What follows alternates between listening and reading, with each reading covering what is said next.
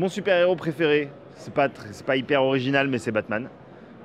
Parce que j'ai grandi avec ce personnage, parce que ça a été ma porte d'entrée vers les comics, presque même ma porte d'entrée vers la pop culture, parce que c'est un des... En fait, quand le premier film Batman de Tim Burton est sorti, j'avais déjà lu des bandes dessinées Batman quand j'étais petit et tout, mais quand le premier film est sorti, j'avais 7 ans. Et je crois qu'avant, j'étais allé voir E.T., peut-être Roger Rabbit ou des trucs comme ça, mais Batman, c'est le premier film au cinéma dont je me souviens. C'est-à-dire, je me souviens d'avoir vu le générique, je me souviens de la séance et tout, et je me souviens que quand je suis sorti de la salle, je me suis dit, ok, ma vie, ce sera Batman. Et donc aujourd'hui, ça reste encore mon super-héros préféré, même s'il y en a plein que j'adore, que je lis beaucoup de comics. Batman, voilà, c'est mon héros.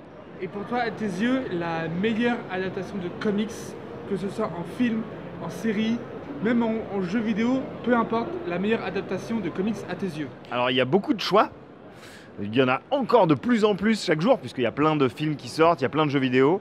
Là, par exemple, récemment, le jeu vidéo Spider-Man sur PS4 est vraiment très très bien. Je trouve que c'est une adaptation hyper fidèle au Spider-Man d'origine et tout. C'est assez intéressant. Les Batman de Rocksteady étaient cool aussi.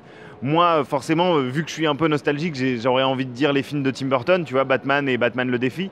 Mais en fait, je pense vraiment que si on y réfléchit bien, la meilleure adaptation, celle qui a réussi à capter le mieux l'esprit du comics, c'est le Batman Animated Series de Bruce Timm, la série animée des années 90.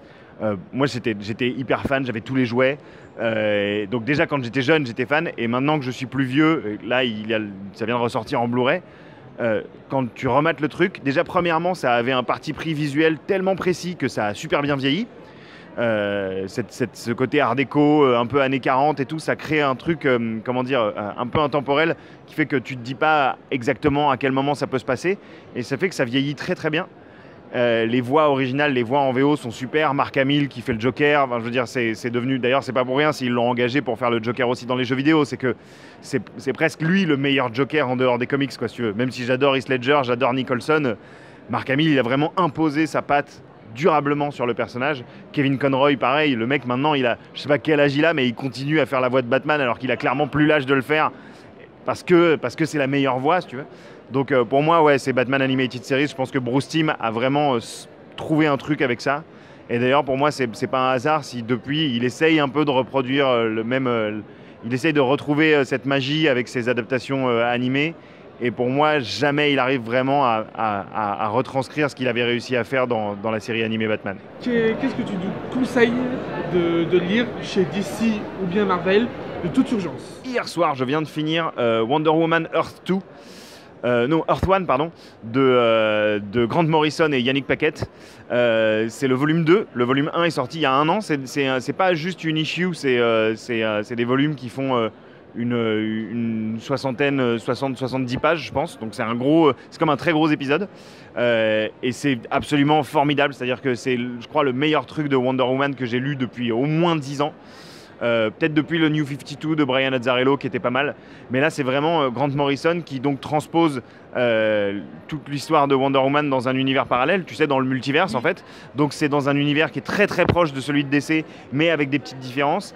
Et le parcours de Wonder Woman dans cet univers-là est hyper intéressant, fait écho à plein de comment dire, de choses aujourd'hui dont on parle, de féminisme, de violence dans le monde, de la place des femmes, et je trouve qu'il le fait de manière hyper intelligente. C'est pas quand tu l'ouvres, tu te dis pas ouais bah c'est une BD féministe et tout. C'est juste que c'est des petites touches qui sont hyper intéressantes, et à réussir à faire ça avec un personnage aussi qui a un tel background que Wonder Woman. Qui est un peu un personnage figé comme ça, avec lequel on a du mal à faire évoluer les choses. Je trouve qu'il arrive vraiment à se l'approprier et à faire quelque chose de très intéressant. Et Yannick Paquette, c'est peut-être un des dessinateurs qui fait les nanas les plus sexy de toute l'industrie du comics actuellement. Toutes ces planches, elles sont à tomber par terre, et en plus de ça, tu sais, il a un côté très art nouveau dans sa manière de séparer les cases. C'est-à-dire les cases, elles sont pas juste séparées par des traits, il dessine vraiment comme des bords de cadre et tout à chaque fois. C'est très très beau, ça me fait un peu penser à James Williams 3, ce que le mec fait aussi, ce qu'il avait fait sur Batwoman. Donc c'est très très beau, il y a de l'action, c'est hyper bien écrit, mais en plus de ça, il y a du fond. Donc ouais, le Wonder Woman de Yannick Paquette et Grant Morrison, je le conseille très fortement. Et enfin, peux-tu nous dire où est-ce que peut te suivre sur Bien les sûr. réseaux sociaux. Alors j'espère que vous avez un petit quart d'heure devant vous, parce qu'il y a plein de trucs. Non mais en gros, alors on a avec mon pote Nico Pratt, on anime tous les jours une vidéo qui s'appelle Joe et Nico, qui sont des vidéos sur la pop culture et qui sont publiées tous les jours sur le Facebook de MCM, la chaîne MCM officielle sur Facebook, et ensuite c'est diffusé sur leur chaîne télé, mais vous pouvez les avoir gratos sur le Facebook. Ensuite, j'anime une émission qui s'appelle La Crème, tous les mercredis soirs, de 19h à 21h sur la JVTV, donc sur le Twitch de la JVTV. Et ensuite, généralement, donc c'est tous les mercredis soirs, et généralement le vendredi à 13h, c'est en replay sur YouTube.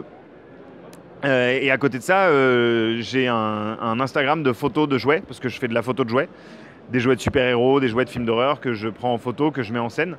Et ça, cet Instagram, il s'appelle French Toy Love, donc French _toy _love. Vous me trouverez là-dessus et c'est le truc qui compte le plus pour moi dans ma vie. Bah super, bah merci. Merci à vous.